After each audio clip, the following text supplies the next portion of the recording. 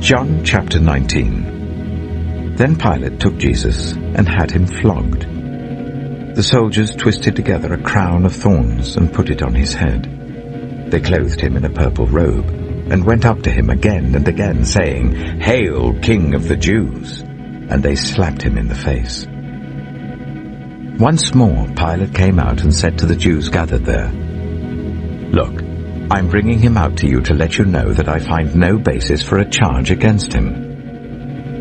When Jesus came out wearing the crown of thorns and the purple robe, Pilate said to them, "Here is the man." As soon as the chief priests and their officials saw him, they shouted, "Crucify! Crucify!" But Pilate answered, "You take him and crucify him.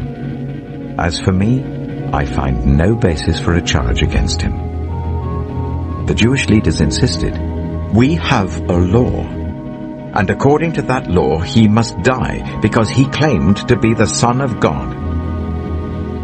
When Pilate heard this, he was even more afraid, and he went back inside the palace. "Where do you come from?" he asked Jesus. But Jesus gave him no answer. "Do you refuse to speak to me?" Pilate said. "Don't you realize I have power either to free you or to crucify you?" Jesus answered, "You would have no power over me if it were not given to you from above. Therefore the one who handed me over to you is guilty of a greater sin." From then on, Pilate tried to set Jesus free, but the Jewish leaders kept shouting, "If you let this man go, you are no friend of Caesar. Anyone who claims to be a king opposes Caesar." When Pilate heard this, he brought Jesus out and sat down on the judge's seat at a place known as the Stone Pavement, which in Aramaic is Gabbatha. It was the day of preparation of the Passover. It was about noon. "Here is your king," Pilate said to the Jews. But they shouted, "Take him away! Take him away! Crucify him!" "Shall I crucify your king?" Pilate asked. "We have no king but Caesar," the chief priests answered. Finally, Pilate handed him over to them to be crucified. So the soldiers took charge of Jesus. Carrying his own cross, he went out to the place of the skull, which in Aramaic is called Golgotha. There they crucified him, and with him 2 others, one on each side and Jesus in the middle. Pilate had a notice prepared and fastened to the cross. It read, "Jesus of Nazareth, the King of the Jews." Many of the Jews read this sign, for the place where Jesus was crucified was near the city, and the sign was written in Aramaic, Latin, and Greek. The chief priests of the Jews protested to Pilate, "Do not write the King of the Jews, but that this man claimed to be King of the Jews."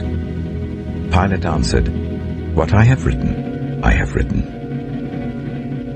When the soldiers crucified Jesus, they took his clothes, dividing them into 4 shares, one for each of them, with the undergarment remaining. This garment was seamless, woven in one piece from top to bottom.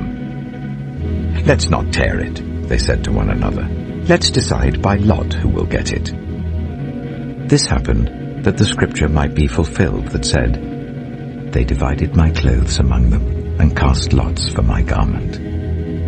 So this is what the soldiers did.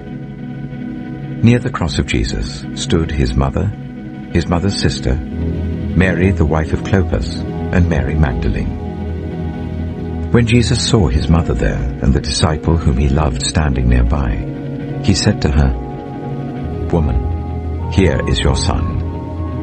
And to the disciple, "Here is your mother." From that time on, this disciple took her into his home. Later, knowing that everything had now been finished, and so that Scripture would be fulfilled, Jesus said, "I am thirsty." A jar of wine vinegar was there, so they soaked a sponge in it, put the sponge on a stalk of the hyssop plant, and lifted it to Jesus' lips. When he had received the drink, Jesus said, "It is finished."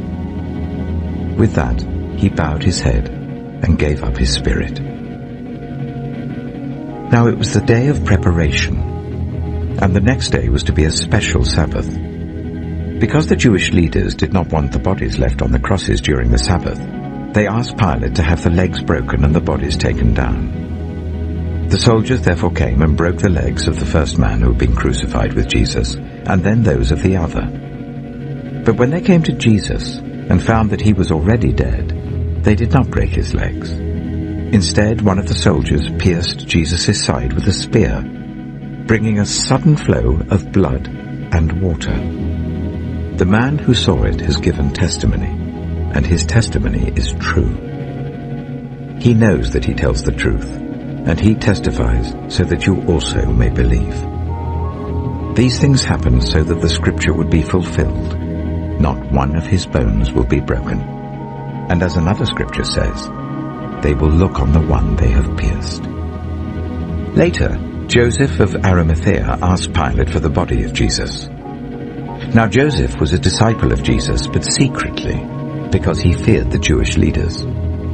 With Pilate's permission, he came and took the body away. He was accompanied by Nicodemus, the man who earlier had visited Jesus at night. Nicodemus brought a mixture of myrrh and aloes, about 35 kilograms. Taking Jesus' body, the two of them wrapped it with the spices in strips of linen. This was in accordance with the Jewish burial custom. At the place where Jesus was crucified, there was a garden, and in the garden a new tomb, in which no one had ever been laid. Because it was the Jewish day of preparation, and since the tomb was nearby, they laid Jesus there.